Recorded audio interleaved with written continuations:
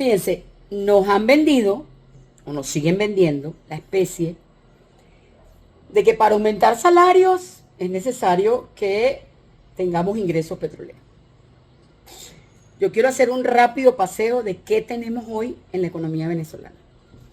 Un empobrecimiento colectivo, una devaluación infinita que se genera diariamente, sin un parque industrial competitivo, con una dependencia de la industria nacional a los dólares que produce PDVSA. 97% de lo que se produce en divisas lo produce PDVSA, y ya sabemos qué condiciones tenemos. La plata ni siquiera está entrando, se están llevando el petróleo y ni siquiera la plata está entrando en nuestras cuentas. Tenemos una interdicción civil por parte de un gobierno extranjero, pero además altamente dependiente de importaciones, de evaluaciones constantes que no frenan las importaciones, ni desarrollan el parque industrial, ni detienen el consumo de bienes importados. La política de aranceles para estimular la industria nacional termina pagándola el importador, y este lo traslada a los costos y al consumo interno. Lo terminamos pagando nosotros. Tenemos que recordar que desde 1937 López Contreras firmó con las transnacionales norteamericanas un papel, le designó a nuestra industria un papel, y ese papel es un papel, ni siquiera es complementario de la industria norteamericana, sino subordinado.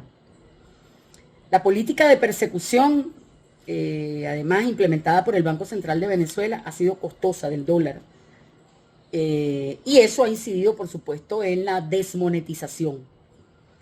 Se abandonó la defensa del salario integral, del salario establecido en el 91, del salario cuyo uno de sus marcadores fundamentales es la canasta básica, y se intensificó desde 2016 a través del sistema Patria, un sistema de bonificaciones que, a pesar de que es un pago permanente,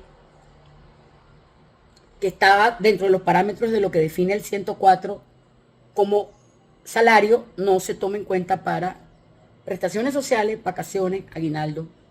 Además, cuya base de cálculo, según el memorándum 2792, es el salario mínimo, es decir, 130 bolívares. Por supuesto, todo esto viola la Ley Orgánica del Trabajo, el artículo 104, el 91 y el 88 constitucional, además de la jurisprudencia. La inflación aumenta, el salario cae, y así no vamos a salir de la hiperinflación. La gran víctima de la guerra económica, del bloqueo, de las sanciones, ha sido la clase trabajadora, los pensionados y los jubilados. Hoy la desigualdad es brutal. Estoy hablando de año 2025.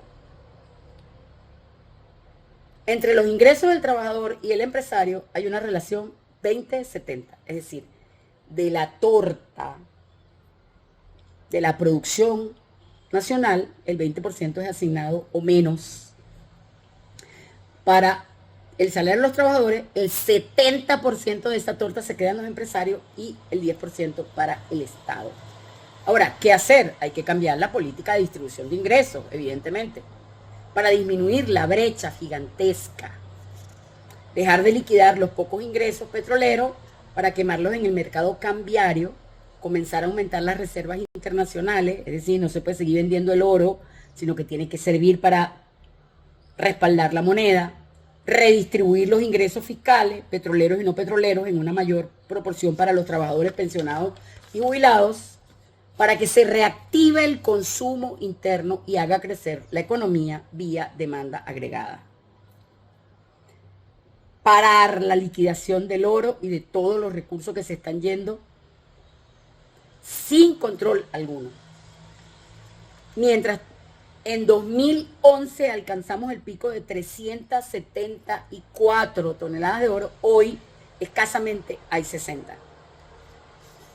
Ahora bien, hay un artículo que yo recomiendo revisar en Aporrea del doctor Andrés Giuseppe, donde él analiza la desmonetización y el subdesarrollo financiero de Venezuela. Él plantea que la estabilidad macroeconómica de una nación y el bienestar de su población no dependen exclusivamente de la dotación de recursos naturales o de la capacidad exportadora de materias primas, sino de la profundidad y eficiencia de su sistema financiero. ¿Ok? Plantea además, con base a una teoría que él mismo desarrolló y que además fue presentada en Rusia el año pasado y este año concursó entre 1.500 economistas del mundo. El único venezolano escogido fue Andrés Giuseppe, el doctor Andrés Giuseppe. Sin embargo, no puede viajar porque tiene una sanción administrativa que le prohíbe renovar su pasaporte. Al día de hoy, eso está sucediendo. Bueno, Andrés desarrolló,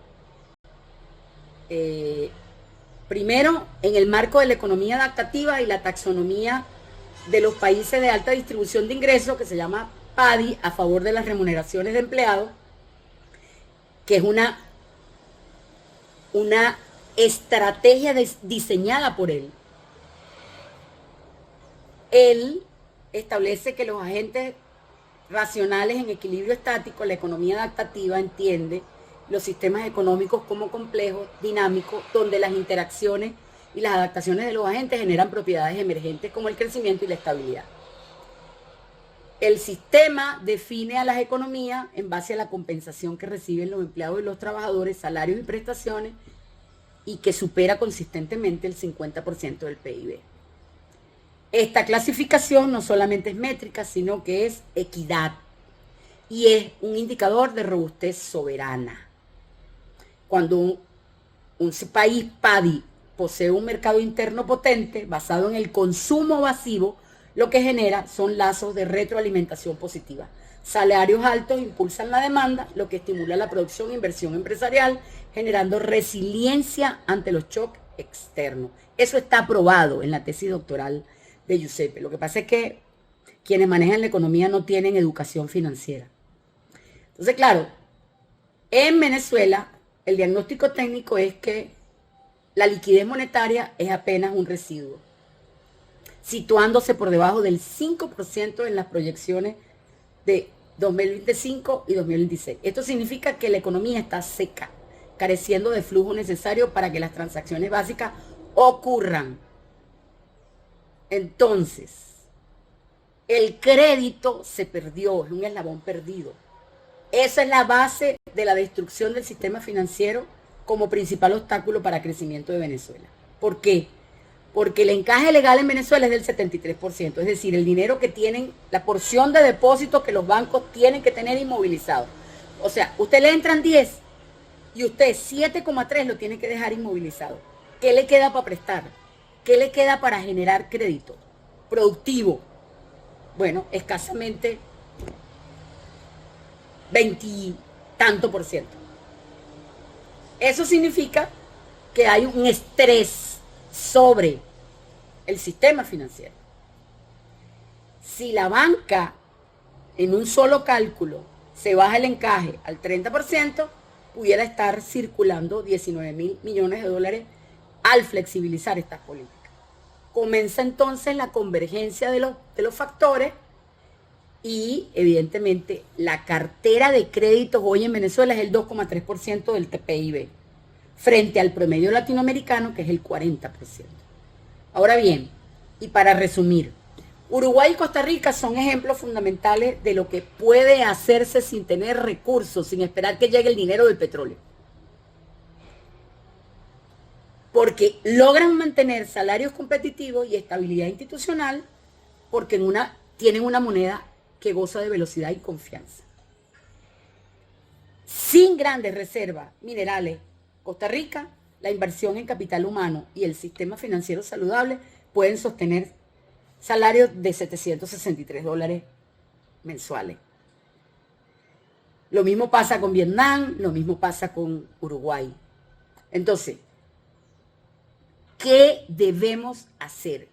Primero debemos acabar con la transferencia irreversible de divisas, porque eso genera captura de la renta en pocas manos, privilegio de 15 o 16, desindustrialización y fuga de capitales. Ahora, eso se acompaña de la destrucción del salario. Y por supuesto, esta pérdida de capital incide directamente en las prestaciones sociales, porque en el momento de que tú te retiras y que puedes comprar una vivienda, un negocio o atender emergencias médicas, no puedes, porque no hay prestaciones sociales en la práctica. Eso fue lo que lograron. Y decían que Teodoro Pekov era malo. Bueno, entonces, una de las propuestas para la nivelación de la liquidez es crear un modelo de transferencia del crédito retornable. Es decir, yo te entrego las divisas que produce PDVSA, que es de todos los venezolanos, pero como un crédito. Y tú me lo tienes que retornar. No te lo voy a seguir dando de gratis. Y solo para inversión productiva.